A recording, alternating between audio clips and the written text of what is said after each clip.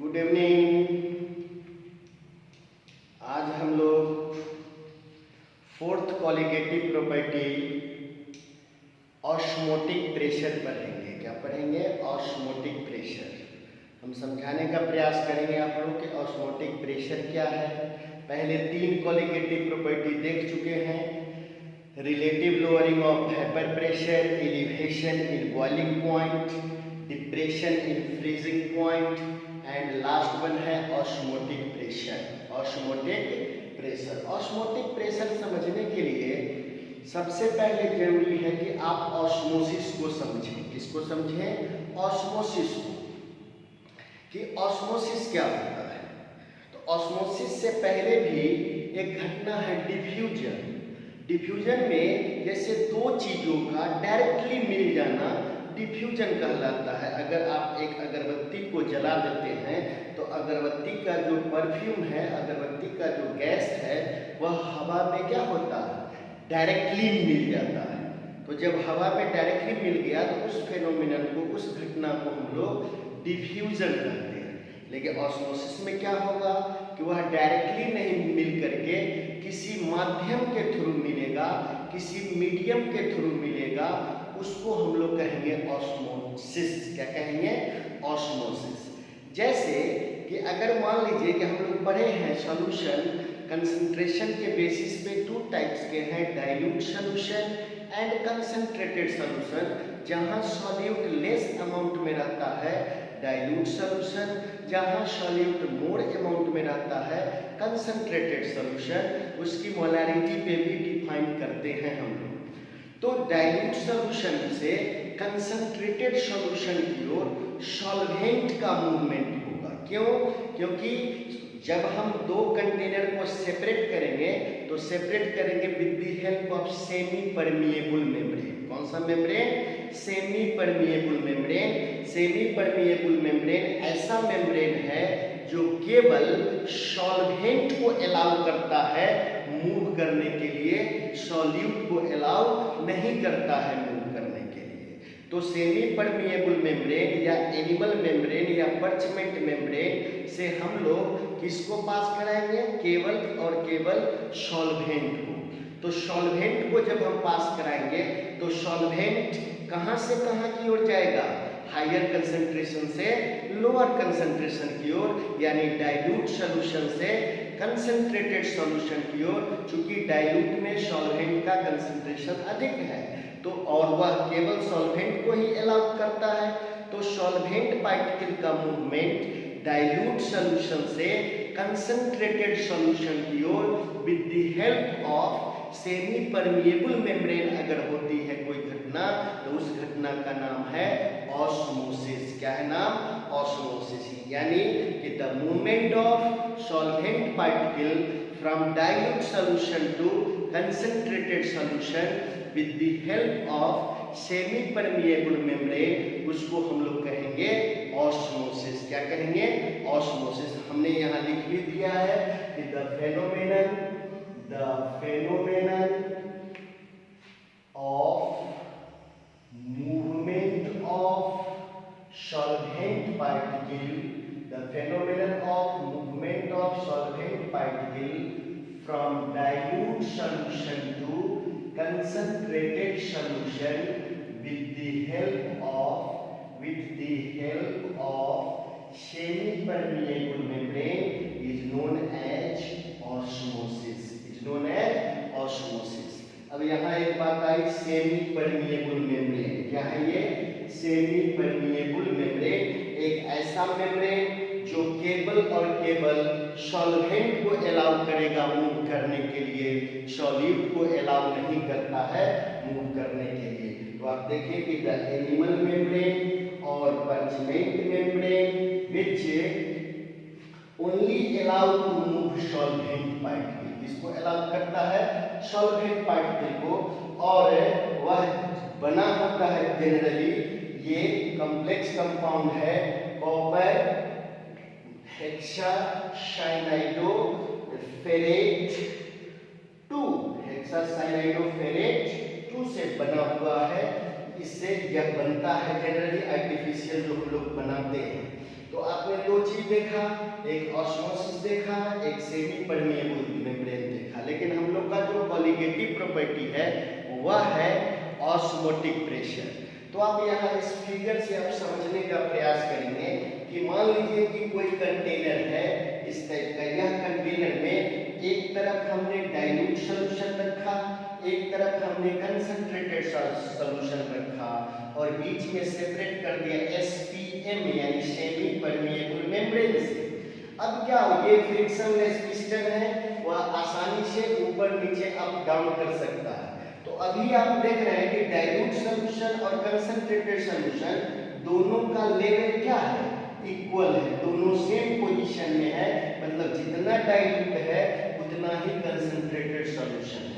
लेकिन जब ये सेमी परमिएबल मेम्ब्रेन से सेपरेट होगा तो यहाँ पर एक घटना घटेगी, उस घटना का नाम है ऑस्मोसिस। घटना कौन सी घटेगी, ऑस्मोसिस। और ऑस्मोसिस की घटना जब घटेगी तो डाइल्यूट सॉल्यूशन से किधर की ओर जाएगा, कंसंट्रेटेड सॉल्यूशन की ओर जाएगा। इसका मतलब है यह पिस्टन नीचे आएगा और यह पिस्टन ऊपर जाएगा। आप सेकेंड फिगर में आप देख लेंगे तो यह जो पिस्टन है यह नीचे आ गया और यह पिस्टन क्या हुआ, ऊपर गया। तो हम इस फिगर को देख करके कह सकते हैं यहाँ पर कौन सी घटना घट रही है, ऑस्मोसिस की। कौन सी घटना घट रही है, ऑस्मोसिस की। अब जो ये घटना घट रही है इस घटना को हम लोग चाहते हैं रोक देना। क्या करना, रोक देना, स्टॉप करा देना। तो अब आप ये कैसे स्टॉप होगा, तो यह इधर से इधर की ओर जा रहा है तो यह पिस्टन उठता जाएगा, यह पिस्टन नीचे होगा।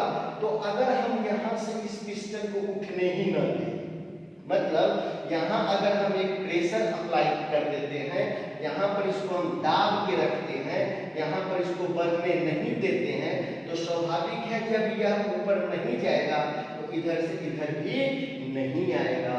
अतः इस ऑस्मोसिस की घटना क्या होगी, रुक जाएगी। ऑस्मोसिस की घटना क्या होगी, रुक जाएगी।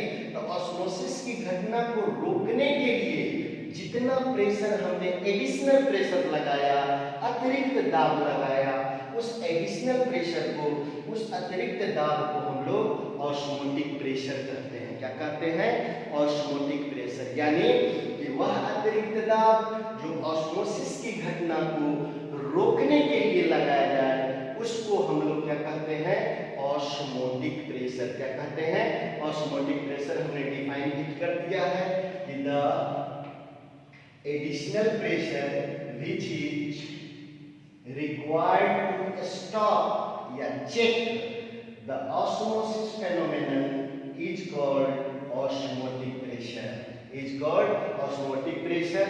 Osmotic pressure को generally हम लोग पाई से डिनोट करते हैं, वैसे पी से भी डिनोट आप कर सकते हैं, आपकी मर्जी है।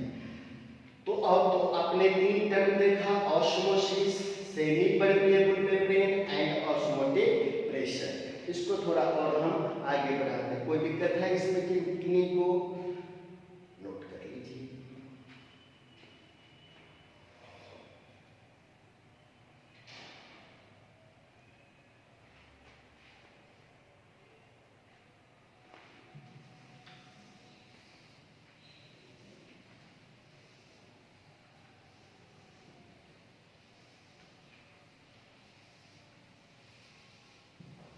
अब आप देखें ऑस्मोटिक प्रेशर जो होता है उसको हम लोग डिनोट करते हैं पाई से, and given by expression pi equal to CST। Pi equal to क्या होता है, CST, where pi equal to osmotic pressure. Osmotic pressure. C equal to concentration, S equal to solution constant, and T equal to temperature. ये आया कहां से है, तो ये आया है कि from want of boils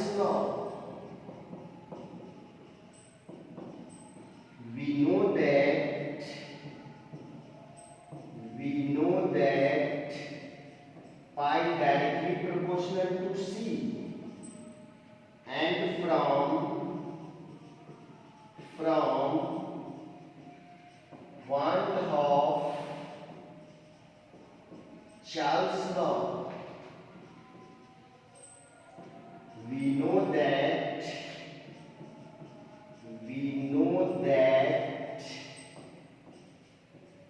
pi directly proportional to D.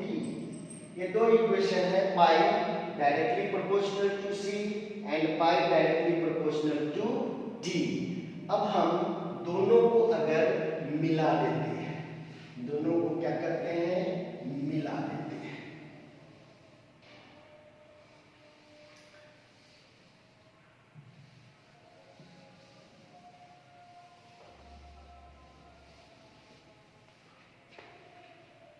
Combining equation 1 and 2, we get pi directly proportional to CT।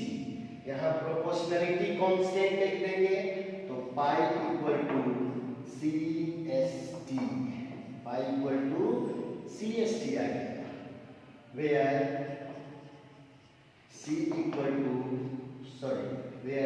equal to solution constant।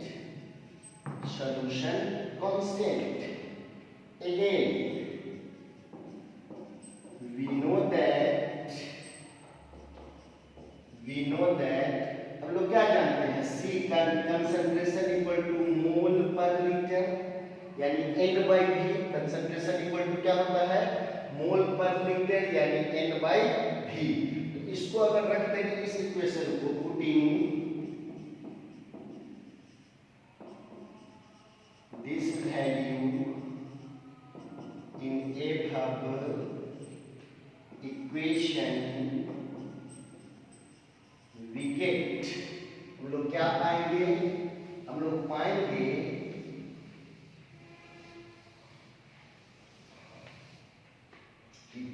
pi equal to N/V/ST। Again, we know that N mole equal to weight in gram by molecular weight और ionic weight और atomic weight। तो N equal to wait इन ग्राम को W और molecular weight को हम लोग M मान लेते हैं। तो क्या होगा, again putting the value of N in above equation, we get pi equal to W by MV/ST, pi equal to W by MV/ST। इस इक्वेशन के द्वारा आप कोई भी न्यूमेरिकल सॉल्व कर सकते हैं, जैसे पहले इसको नोट कर लीजिए, उसके बाद हम लोग एक न्यूमेरिकल देखेंगे।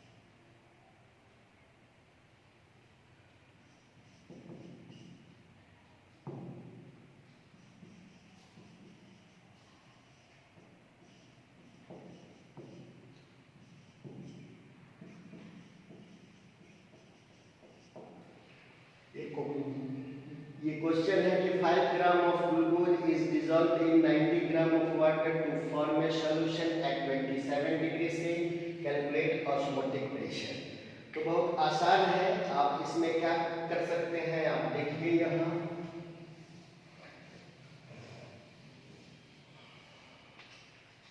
कि वेट यानी W दिया हुआ है कितना 5 ग्राम, उसके बाद VT 90 यहाँ सेंटीमीटर क्यूब कर दीजिए, centimetre cube of water. Volume दिया हुआ है कितना 90 सेंटीमीटर क्यूब यानी 90 बाई 1000, ये लीटर हो गया। उसके बाद E दिया हुआ है कितना 25 डिग्री सी, यानी कि 25 को हम चेंज कर देंगे, 25 में 27 है तो 27 प्लस 273 यानी 300 केल्विन हो गया। उसके बाद आपको S का वैल्यू क्या होगा 0.0821 लीटर ATM पर केल्विन पर मोल। तो पाई इक्वल टू कहता है क्या होगा, पाई इक्वल टू 5। तो पाई इक्वल टू होगा, पाई बराबर क्या जानते हैं हम, W/mv/ST। तो आप देखिए यहाँ W5 है into S 0.0821 into T 300 kelvin by M molecular mass of glucose 180 into volume कितना है 90 इंटू ये हो जाएगा 1000। इसको सॉल्व करेंगे इतना ही ATM आ जाएगा आंसर। अब तो ऑस्मोटिक प्रेशर पर इस पर आपको 5 डाटास है, ये मतलब एक W है, V है, T है, S है, पाई है और MV। इसमें से कोई एक अननोन आपको निकालना रहेगा, 5 डाटास किसी भी तरह से आपको दिए रहेंगे। अब ऑस्मोटिक प्रेशर के बेसिस पे भी सॉल्यूशन 3 टाइप के होते हैं, isotonic solution, hypertonic solution and hypotonic solution. Isotonic solution, hypertonic solution and hypotonic solution, यानी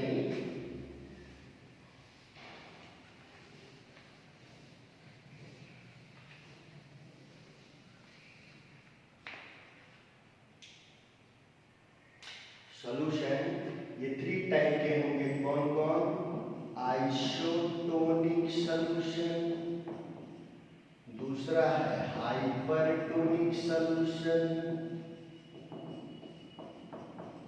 और थर्ड है हाइपोटोनिक सॉल्यूशन। हाइपोटोनिक सॉल्यूशन यानी ऐसे 2 सॉल्यूशन हम ले लिए, यहाँ देखिए ये सॉल्यूशन A और ये सॉल्यूशन B, सॉल्यूशन A और ये सॉल्यूशन B। इसके ऑस्मोटिक प्रेशर को हम लोग पाई A मान लेते हैं, इसके ऑस्मोटिक प्रेशर को हम लोग पाई B मान लेते हैं।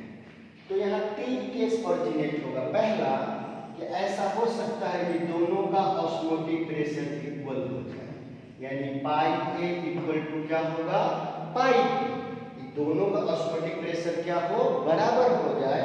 तो ऐसे सॉल्यूशन को हम लोग क्या कहेंगे, आइसोटोनिक सॉल्यूशन। क्या बोलेंगे, आइसोटोनिक सॉल्यूशन। जब 2 सॉल्यूशन का ऑस्मोटिक प्रेशर क्या हो, इक्वल हो, बराबर हो, तो वैसे सॉल्यूशन को बोलेंगे आइसोटोनिक सॉल्यूशन। जबकि दूसरा केस है कि मान लीजिए पाई A greater than pi B, pi A greater than pi B, जिसका ऑस्मोटिक प्रेशर ज्यादा रहेगा उसको हम लोग हाइपरटोनिक, जिसका ऑस्मोटिक प्रेशर कम होगा उसको हम लोग हाइपोटोनिक कहेंगे। यानी यहाँ पर पाई A जो है वो कहलाएगा हाइपरटोनिक सॉल्यूशन और पाई B कहलाएगा हाइपोटोनिक सॉल्यूशन। Hypotonic solution. तो ऑस्मोटिक प्रेशर के बेसिस पे सॉल्यूशन कितने टाइप के हुए, 3 टाइप के हुए, आइसोटोनिक, हाइपरटोनिक एंड हाइपोटोनिक। जब 2 सॉल्यूशन का ऑस्मोटिक प्रेशर इक्वल हो जाए तो हम उसको आइसोटोनिक कहेंगे। जब एक का ज़्यादा दूसरे का कम होगा तो जिसका ज़्यादा होगा उसको हम लोग हाइपरटोनिक और जिसका कम होगा उसको हम लोग हाइपोटोनिक सॉल्यूशन कहेंगे। तो यह आपका फोर्थ कॉलिगेटिव प्रॉपर्टी है ऑस्मोटिक प्रेशर। कौन सा प्रेशर? Osmotic pressure. तो 4 कॉलिगेटिव प्रॉपर्टी हम लोगों ने पढ़ा। Relative lowering of vapour pressure, elevation in boiling point, depression in freezing point and lastly osmotic pressure. इसका असाइनमेंट आप लोगों को यूट्यूब पर या फिर व्हाट्सएप ग्रुप पर हम भेज देंगे, आप लोग बना लीजिएगा। बहुत